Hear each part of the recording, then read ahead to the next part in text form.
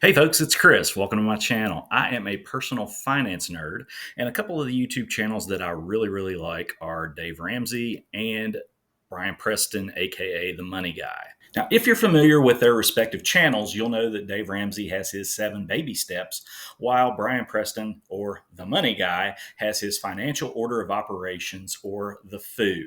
The baby steps, there are 7 of them. In the financial order of operations, there are 9 steps. What if I told you that you could boil this all down to one step to allow you to build wealth? If that sounds like something interesting to you, be sure to stick around. So, both the baby steps and the financial order of operations are a step by step plan that promise if you follow them, they'll help you build wealth. And you have to go from point A to point B to point C. And then eventually, after those 7 or 9 steps, you'll start to get really wealthy. It's a little bit easier than that. And now I'm going to tell you exactly what you need to do. So, are you ready for it? Here it is. Spend less than you make over a long period of time. That will actually help you build wealth. In fact, you can't help but build wealth if you continue to spend less than you make for a period of months or years. You can even have a lot of debt and start to improve your financial position if you start to pay off your debts and spend less than you make on a monthly basis. How does that even work? Even if you owe quite a bit on credit cards, say $20,000, if you can pay down $100 off the principal in a given month, then you only owe $19,900 the next month. And as long as you don't put more money and go into more debt on the credit card, you've actually improved your financial standing by $100, and you've cut the amount of interest that you'll have to pay to the credit card company the next month.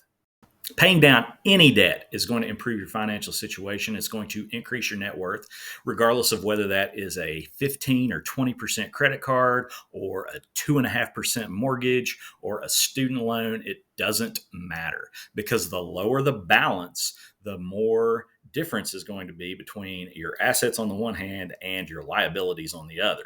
So, what does that do? Paying off debt helps you by reducing the amount that you have to pay to creditors every month. Once that credit card payment or that car payment is gone, then you've freed up the money that was previously going to that to increase the difference between what you make and hopefully what you spend is going to go down. That difference between what you make on the one hand and what you spend on the other, ladies, gentlemen, boys and girls, friends and neighbors, is what we call margin. And the bigger the margin, the more your net worth is going to build over time. Most people who build wealth over the long haul are going to do so in one of 2 ways. Number one, they're going to pay down their house and build equity that way. And number two, they're going to invest in either an individual retirement account or a work based retirement account like a 401k. And when you invest in those accounts, your available cash is going to grow for the future. As long as you're not adding debt in other areas, both paying down your house and saving in retirement accounts will increase your net worth over time. There may be months in which your house goes down in value or your investments go down in value, but still, over time, you're going to see those numbers probably increase, and you will increase your net worth as long as you don't go into more debt. Another really cool thing about paying down your house and investing in retirement accounts is the fact that those are basically going to happen automatically. You don't really have to think about them. Once you set up the retirement account investments, or once you start working for an employer who requires that, you're going to actually see the accounts start to grow, and you're going to see the house balance go down.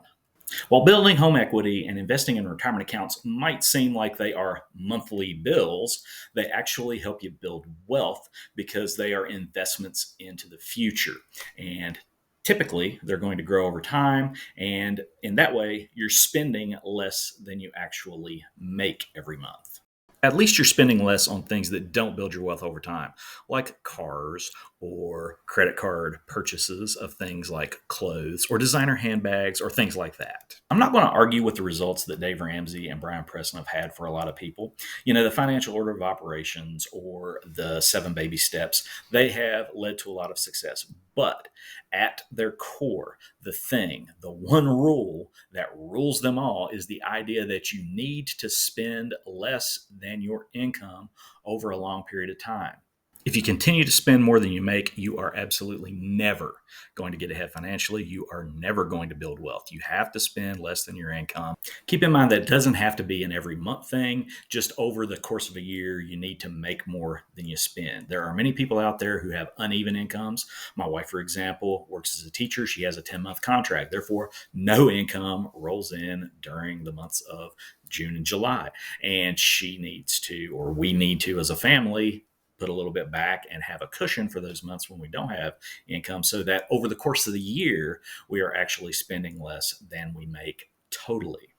So there you have it. The one rule that you need to remember when you're trying to build wealth is to spend less than you make. I know it's not groundbreaking, it's not original to me, but it makes sense. It's really simple. As long as over time you're reducing your debts, you're increasing your savings, or you're paying down your home equity, you will definitely build wealth as long as you spend less than you make. Your net worth will increase to zero, and then it will go above zero. And as you invest and your interest and dividends start to compound into that and you put more money away, your nest egg will grow over time. I want to thank you for watching the video. If you found it educational, be sure to give us a like with that thumbs up. Also, subscribe if you've not already done so, and hit that notification bell so that you can be informed when the next video comes online. Again, I want to thank you for watching. Until next time, have a great day.